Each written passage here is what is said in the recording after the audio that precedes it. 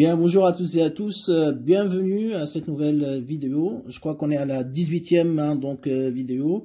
Donc là, on est un petit peu sur la logique de séance supplémentaire pour essayer, comme je l'ai expliqué la dernière fois, de terminer le programme sans sacrifier bien sûr la qualité des explications. Très bien. Alors, on avait terminé la dernière fois avec le premier chapitre. Donc là, il nous reste en gros deux chapitres.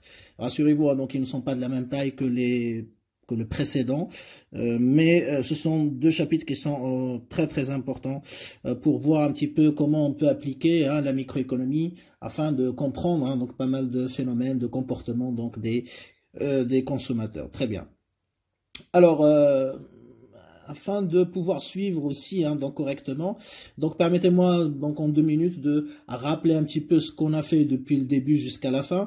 Donc je n'irai pas jusqu'à l'introduction, mais bon, principalement concernant le premier chapitre. Je rappelle que notre objectif c'est de résoudre le problème, d'accord, du choix du consommateur. Le problème du choix du consommateur. Alors, en quoi consiste ce problème? Donc, je le rappelle, on avait déjà parlé dans l'introduction, d'ailleurs, et dans le premier chapitre aussi. Alors, le problème du choix du consommateur, bien sûr, c'est de trouver, donc, comment équilibrer donc les besoins qui sont, bien sûr, illimités, parce qu'il est en situation de rareté, notre consommateur, avec, versus, ou contre, des ressources qui sont limitées. Donc, quand je prends votre cas en tant qu'étudiant, voilà, donc vous avez une bourse, donc ressources limitées, qui représente votre revenu, et vous avez des besoins, donc plusieurs besoins à satisfaire. Vous avez besoin de manger, de boire, de sortir, de se vêtir, de voyager, etc., prendre les moyens de transport et ainsi de suite. Très bien. Donc, votre revenu étant limité, vous avez un problème parce que vous ne pourrez pas satisfaire tous les besoins qui sont par définition illimités.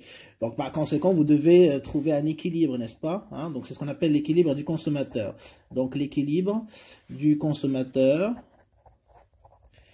c'est en réalité l'équilibre, d'accord, entre les ressources et les besoins. Entre les ressources et les besoins. Voilà, comment trouver je dirais un compromis entre ce que je possède comme revenu, comme argent, ça peut être aussi du temps, pourquoi pas, et les différents besoins à satisfaire, les différentes dépenses à payer. Très bien. Alors, on a essayé de formaliser donc ce problème parce que quand on parle de satisfaire les besoins, ok, donc finalement, l'objectif du consommateur, c'est quoi? L'objectif du consommateur, c'est de satisfaire le maximum de besoins, ok, satisfaire le maximum de besoins avec ses ou son revenu limité. Avec son revenu limité. Donc, c'est ça l'objectif du consommateur, ou voilà, c'est sa mission donc qu'on lui donne. Satisfaire le maximum, donc on peut rajouter ici, le maximum de besoins avec son revenu qui est limité. Très bien. Alors, justement, donc, on a essayé de voilà, représenter ce problème mathématiquement, parce que justement, n'oubliez pas, le grand apport de l'école néoclassique, le modèle de base standard, c'est justement donc de pouvoir mathématiser donc ce problème pour le résoudre de façon plus scientifique.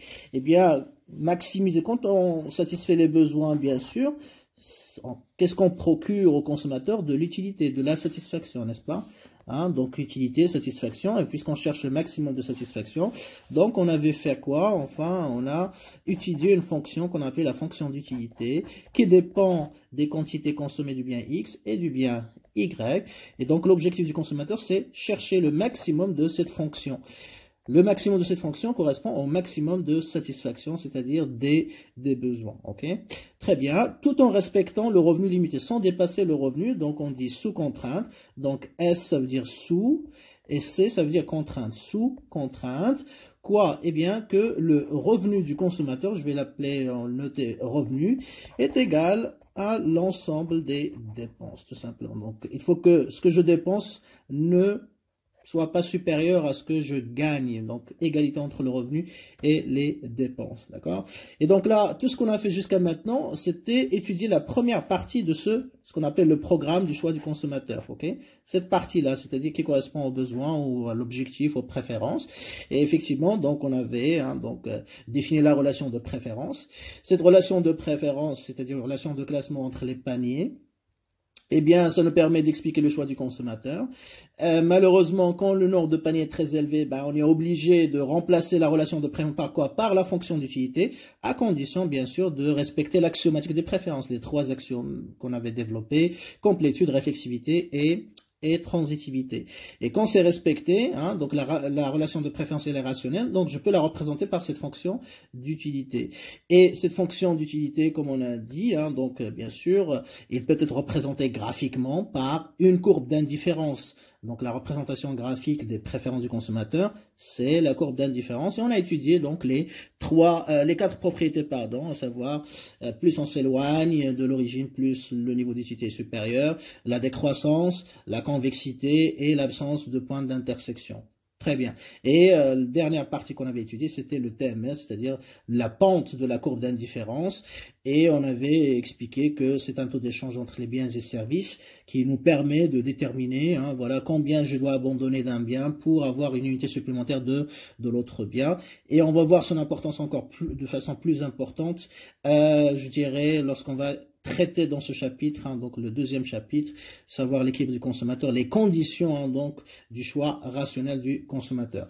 Donc voilà un petit peu ce qu'on a fait jusqu'à maintenant. Donc on a étudié en gros la première partie de ce programme. Qu'est-ce qui nous reste en fait? C'est cette égalité-là qui représente ce qu'on appelle la contrainte, donc la limitation que doit respecter le consommateur, la chose qu'il ne doit pas dépasser. C'est comme une limitation de vitesse. Je ne dois pas dépasser, je sais pas moi, 60 km/h dans un village par exemple. Eh bien ici, je ne dois pas dépasser le revenu. Donc c'est ce qu'on appelle la contrainte, la limitation budgétaire ou la contrainte budgétaire. Donc ça sera l'objectif un petit peu de la première section de ce 2e chapitre. Et après, bien sûr, on va voir comment on détermine donc l'équilibre du consommateur. Ok. Voilà un petit peu pour vous remettre dans le bain. Allons-y maintenant. Donc on attaque le chapitre 2, si vous voulez. Chapitre 2, donc l'équilibre, donc on l'a intitulé, l'équilibre du consommateur, ok, très bien. Alors, quand je parle d'équilibre, encore une fois, ça ne veut pas dire égalité entre l'offre et la demande, parce qu'il ne s'agit pas d'un marché, c'est l'équilibre d'un agent économique qui s'appelle le consommateur. Donc, équilibre du consommateur, ça veut dire juste la situation de meilleur choix. D'accord, de meilleur choix pour le consommateur. Donc, si vous voulez, le choix rationnel, voilà. Donc, autrement dit, on va étudier quand est-ce qu'on peut dire que le consommateur, il a fait le choix rationnel, c'est-à-dire le meilleur choix possible pour lui. Voilà. Très bien. Alors, on va commencer peut-être par la première section. Et la section 1, donc je l'ai réservée pour l'étude justement de ce qu'on a dit, la contrainte budgétaire. Donc c'est ça ce qui nous manque pour résoudre le problème du choix du consommateur. Ok. Donc contrainte budgétaire. Ok.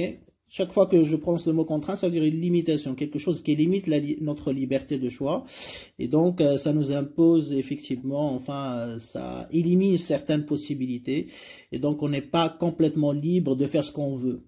Donc, quand je dis contrainte de budget, ça veut dire que je ne peux pas dépenser comme je veux.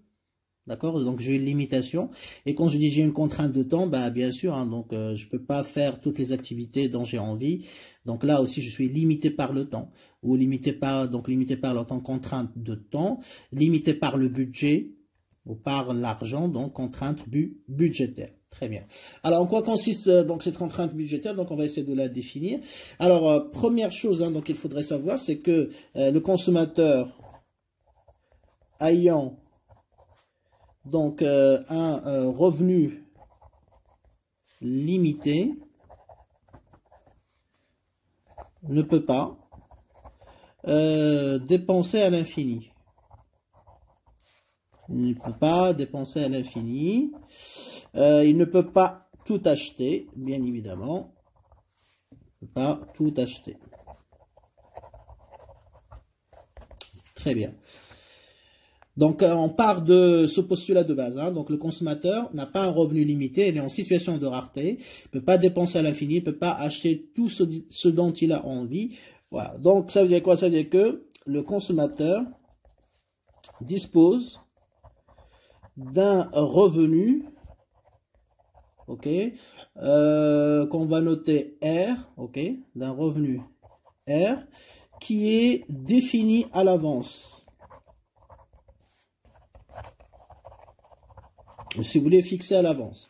Donc, le consommateur dispose d'un revenu, ok, R, qui est défini ou fixé à l'avance. On dit que R, lorsque une variable est définie à l'avance, on dit qu'il est exogène. Exogène. Par opposition à endogène. Endogène, ça veut dire qu'il dépend de notre choix. Donc ici, le revenu du consommateur ne dépend pas de lui. Alors bien sûr, c'est une hypothèse, hein, parce qu'en réalité, notre revenu dépend de notre travail ou la quantité de travail qu'on déploie. Donc plus on va travailler des heures et des heures, plus on va gagner de l'argent. Mais là, ici, hein, donc le consommateur n'a pas la possibilité d'augmenter son revenu. C'est-à-dire, si je dis que le consommateur il dispose d'un revenu de 10 000 dirhams, donc il va répartir, ou il va travailler avec ces 1000 dirhams, il va essayer de les répartir entre ces différentes consommations, etc. Donc, il n'a pas la possibilité de dire, par exemple, bah, je peux travailler des heures supplémentaires et essayer voilà, de gagner plus de 2000 dirhams pour avoir ou acheter plus. Non, il n'y a pas cette possibilité. Donc, c'est une hypothèse, bien sûr, hein, donc ça correspond pas à la réalité, mais encore une fois, c'est une hypothèse simplificatrice. D'accord? Donc là, pour faire simple, la première hypothèse, donc on va voir un ensemble d'hypothèses très important pour comprendre la suite du raisonnement. Ok? Donc, hypothèse 1, R, le revenu du consommateur, est, si vous voulez, fixé à l'avance. Est fixé à l'avance. Ok? C'est comme R est égal à une constante, d'accord? Donc, on ne peut pas le changer, c'est une donnée. Donc, c'est une donnée. Paramètre. Très bien. Alors, deuxième hypothèse. Ok. Alors, hypothèse 2. Eh bien, les prix aussi. Les prix des biens X et Y sont exogènes, donc aussi fixés à l'avance. Donc, les prix des biens X, Y sont fixés à l'avance. Qu'est-ce que ça veut dire cette hypothèse? Ça veut dire tout simplement que, en tant que consommateur, j'ai pas la possibilité de négocier. Donc, si on me dit que le prix des tomates, c'est 3 dirhams, donc je vais prendre les tomates, je vais les acheter à 3 dirhams. J'ai pas le droit de négocier, par exemple, est-ce que ça te dirait de me vendre ça à 2 dirhams ou à 1 dirham et demi, etc. Donc, les possibilités de négociation sont exclues, éliminées, d'accord? Donc, on prend les prix comme ils sont fixés à l'avance. Donc, voilà, si c'est 2 dirhams, c'est 2 dirhams. Si c'est 5 dirhams, ce sera 5 dirhams pour le consommateur. Alors, les prix, donc, ils sont notés comme suit. Donc, PX, c'est le prix d'une unité de X, d'accord? Et PY, c'est le prix d'une unité du bien Y. Donc, ça, c'est X. J'écris plus correctement. Voilà, le prix d'une unité du bien Y. Donc, tous ces prix-là sont fixés à l'avance aussi, pareil, comme le revenu. On n'a pas le droit de les changer. Le consommateur n'a pas le droit de les changer. Très bien. Alors, D, donc je suis en train de préciser les notations parce que c'est ce qu'on va utiliser pour la suite du raisonnement. Donc, D, ça représente quoi? La dépense totale du consommateur. C'est-à-dire l'ensemble de l'argent, du montant d'argent qu'il va payer pour acheter des unités du bien X et du bien Y. Donc, c'est la dépense totale. OK? Très bien. Alors, comment on va construire justement cette contrainte budgétaire? Alors, il faut savoir que, quand j'écris D, c'est la dépense totale du consommateur, c'est-à-dire combien il achète du bien X, combien il achète du bien Y, et on fait la somme. Donc, D, donc ça va être égal à l'achat en X plus l'achat en Y. C'est-à-dire le montant qu'il va payer pour acheter des unités du bien X plus le montant qu'il va payer pour acheter des unités du bien Y. Très bien.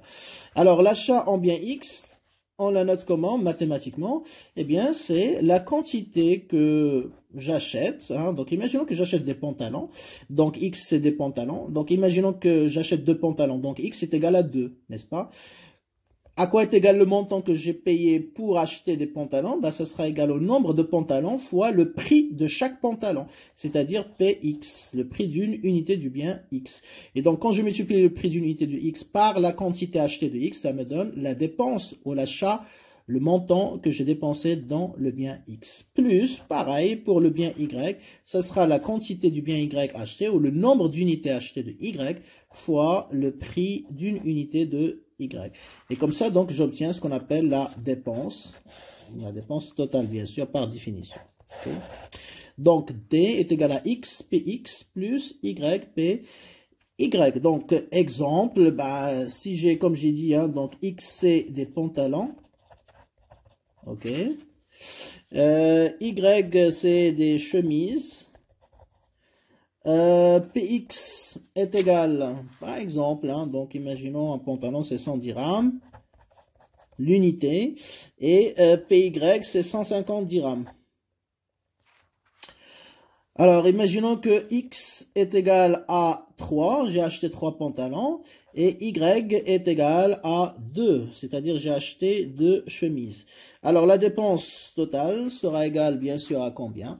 Va être égale à 3.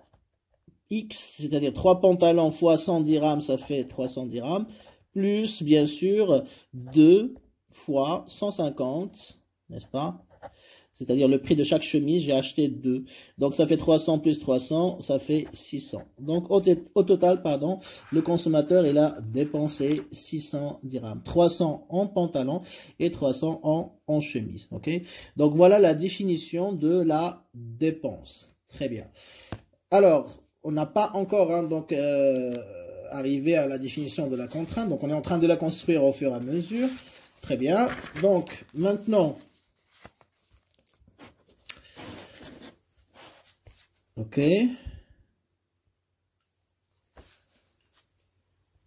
J'essaie juste d'ajuster. Excusez-moi. Très bien. Alors maintenant, hein, donc il faut savoir que le consommateur, là on va rajouter hein, donc 2 hypothèses supplémentaires qui sont très importantes.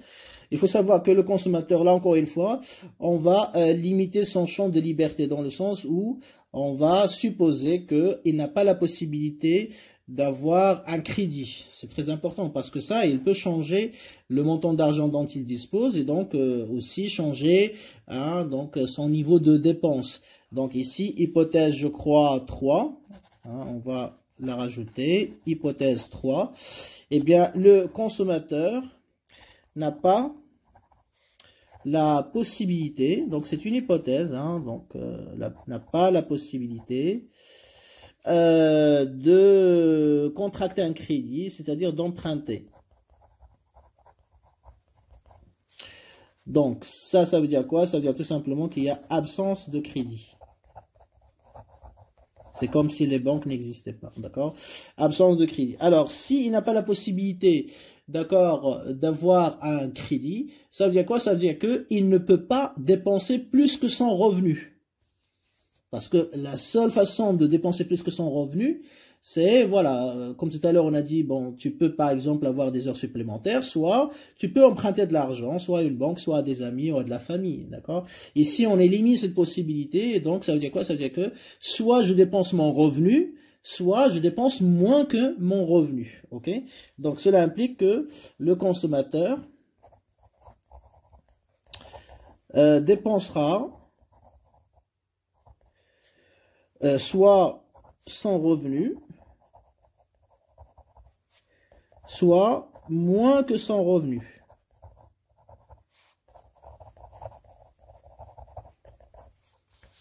D'accord? Donc, soit il peut dépenser son revenu, Par exemple, son revenu, c'est 3000 dirhams. Donc, il va dépenser exactement 3000 dirhams.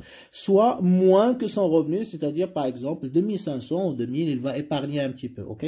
Donc, soit il dépense exactement la totalité de son revenu, soit un peu moins. Donc, cela implique, cela implique en fait que R, le revenu, on a dit soit elle est égale, soit elle est supérieure finalement, parce que la dépense, elle est moins que le revenu. Donc, le revenu, il est supérieur. Donc, le revenu est supérieur ou égal à D. Ce qui implique que R est égal à D ou R est supérieur strictement à D. Et R supérieur strictement à D, ça veut dire tout simplement que D est moins, donc il dépense moins que son revenu. C'est ce qu'on a écrit ici. Donc là, je le représente mathématiquement. Donc R est supérieur ou égal à D, ce qui implique que R est supérieur ou égal à XPX plus YPY. Je remplace en fait donc D par son expression. Ok? Très bien. Donc voilà, cette hypothèse 3 me permet d'écrire ça. Ok? L'absence de crédit implique ou oblige le consommateur à dépenser soit son revenu, soit moins que son revenu. Mais il y a une quatrième et dernière hypothèse, à savoir que il y a une absence d'épargne. Donc on a dit qu'il y a une possibilité d'épargne dans la première, dans ce qui précède. Maintenant on va l'éliminer. Donc absence d'épargne, ça veut dire quoi? Ça veut dire que le consommateur, ok, le consommateur ne peut pas dépenser moins que son revenu. Moins que son revenu. Ok. Alors, s'il ne peut pas dépenser moins que son revenu, ok, ça veut dire que la possibilité que R supérieur à D est éliminée. N'est-ce pas? Donc, je n'ai plus le droit d'écrire ça. Je ne peux pas écrire R est supérieur à D parce que R supérieur à D, ça veut dire que je ne consomme pas la totalité de mon revenu. Donc, j'épargne de l'argent. Or, ici, on me dit que c'est interdit d'épargner. Donc, qu'est-ce qu'il me reste? Il me reste, en fait, à partir de R supérieur ou égal à D ici. Donc, comme on a dit, donc soit égal, soit supérieur strictement à D. Donc, ça, c'est éliminé. Qu'est-ce qui reste? R est égal à D. Et donc, cela implique que R est égal à D. Alors, qu'est-ce que ça veut dire R est égal à D? Ça veut dire tout simplement que le consommateur, il va dépenser exactement la totalité de son revenu, de son budget. Ni plus, ni moins. Ok? Très bien. Et c'est ça, en fait, l'expression de la contrainte budgétaire. Donc, la contrainte budgétaire ou la condition que doit respecter le consommateur, c'est quoi? Économiquement parlant, ça veut dire qu'il doit dépenser la totalité de son revenu. Il n'a pas le droit de dépenser plus parce qu'il ne peut pas emprunter de l'argent. Il n'a pas le droit, d'accord, de dépenser moins parce qu'il n'a pas, ou c'est interdit d'épargner.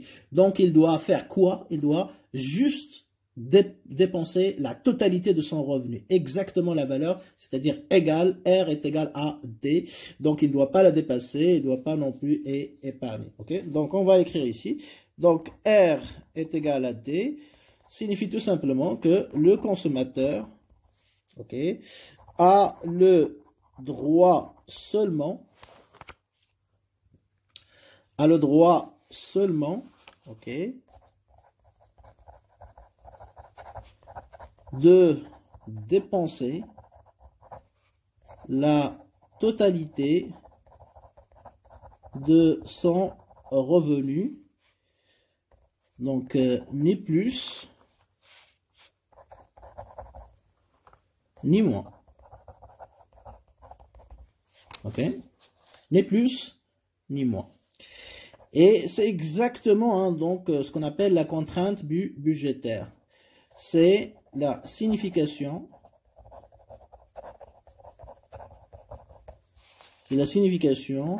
de la contrainte budgétaire. C'est la signification de la contrainte budgétaire. Alors qu'on peut la noter en abréviation CB, c'est pas carte bancaire, donc c'est contrainte budgétaire. Alors qu'est-ce qui stipule cette contrainte budgétaire? Tout simplement que donc CB implique donc que le consommateur, il va dépenser la totalité de son revenu, donc R est égal à D. Et qu'est-ce qu'on fait? On va remplacer D par son expression, XPX plus YPY. Voilà ce qu'on appelle l'équation, d'accord, si on vous demande ça dans un examen, l'équation de la contrainte budgétaire.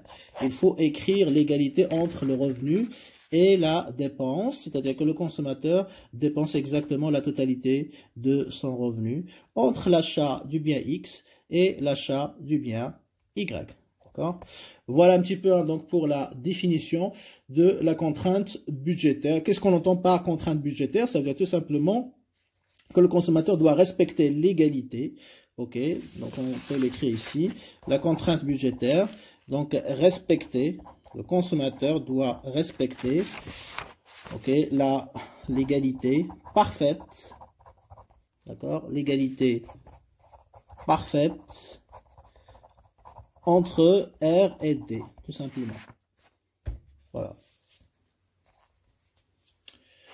Très bien. Alors, deuxième point qu'on va voir. Donc, j'espère que c'est clair pour tout le monde. Donc, c'est très simple. Il faut que le consommateur, il ne doit pas dépasser son revenu, n'est-ce pas? Donc, il ne doit pas acheter plus que ce que lui permet son revenu, son salaire. Mais il ne doit pas non plus épargner, économiser de l'argent, même si ça peut paraître un comportement rationnel dans certaines situations. Mais ici, on l'élimine. Et donc, là, le consommateur, il va tout simplement, s'il dispose de 3000 dirhams, donc il va dépenser 3000 dirhams totalement. S'il dispose de 5000 dirhams, il doit acheter du bien X, du bien Y avec les 5000 dirhams. D'accord? Très bien. Alors, deuxième donc, point qu'on va voir toujours dans cette première section concernant la contrainte budgétaire, après la définition de la contrainte budgétaire, c'est ce qu'on appelle l'équation de la droite budgétaire. Alors, ce n'est autre chose que la représentation graphique. Rappelez-vous, hein, donc on a fait la représentation graphique de la fonction d'utilité, parce qu'on aura besoin pour résoudre graphiquement le problème du choix du consommateur, c'est-à-dire déterminer l'équilibre graphiquement du consommateur. Et là, encore une fois, puisqu'on vient de parler de la contrainte budgétaire, on va pareil, hein, donc représenter graphiquement cette contrainte budgétaire. Très bien. Donc cette contrainte budgétaire graphiquement, donc ça devient une droite budgétaire. Et pour tracer ou dessiner cette droite budgétaire, on a besoin d'une équation, comme on avait fait pour l'équation de la courbe d'indifférence. Effectivement, pour tracer graphiquement cette courbe d'indifférence, on a défini ce qu'on appelle l'équation de cette courbe d'indifférence. Donc pareil, on va faire le même travail cette fois-ci pour la droite budgétaire. Très bien. Alors comment on va écrire donc cette équation? Donc par définition, on sait par définition. Donc on sait que R est égal à D, ce qui implique bien sûr que R est égal à X, PX plus Y, PY. Et on sait aussi que l'équation, d'accord, l'équation de la droite budgétaire, donc je vais marquer DB, D pour droite, B pour budgétaire, s'écrit Y en fonction de X. Ça veut dire quoi? Ça veut dire que je dois, pareil que l'équation de la courbe d'indifférence, je vais établir une relation mathématique entre Y, les valeurs de Y et les valeurs de X. Et effectivement, la droite budgétaire aussi, hein, donc ça va être tracé sur un plan avec un axe des abscisses qui contient les valeurs des quantités de bien X et les quantités du bien Y. Et pareil, on va prendre des points, hein, ok, si vous voulez des combinaisons. Hein, donc chaque fois que j'ai la valeur de X, je vais en déduire la valeur de Y. Je vais représenter les points, les combinaisons correspondantes. Et après, je vais tracer une droite qui passe par bien sûr, ces combinaisons, à condition que ça représente le même budget. Hein. Donc, comme pour la courbe d'indifférence, ça représente le même niveau d'utilité. Ici, on va représenter le même budget, le même revenu. Alors, la question, c'est comment trouver Y en fonction de X. Alors, j'ai ici une expression qui contient X, qui contient Y, PX, PY. Donc, je peux la réaménager, la réécrire de manière à obtenir donc ce que je cherche, c'est-à-dire Y en fonction de X. Alors, premièrement, donc, je sais que R est égal à X, PX plus Y, PY, implique que, voilà, Y, PY, parce que je cherche à isoler Y en fonction de X, donc sera égal à quoi? R moins x px, n'est-ce pas? Très bien.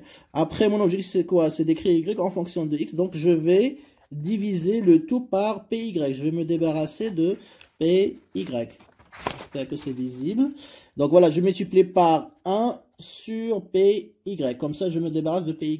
Donc, ça donne y qui est égal à r sur py moins x px sur py. Okay.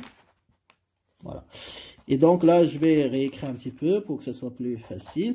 Donc ça fait moins px sur py fois x plus r sur py. J'ai changé juste l'ordre des deux termes. Et là, j'obtiens l'équation de la droite budgétaire. Y est égal à moins px, en fonction de x bien sûr, mais aussi du revenu du consommateur, mais des prix aussi des prix des deux biens x et y.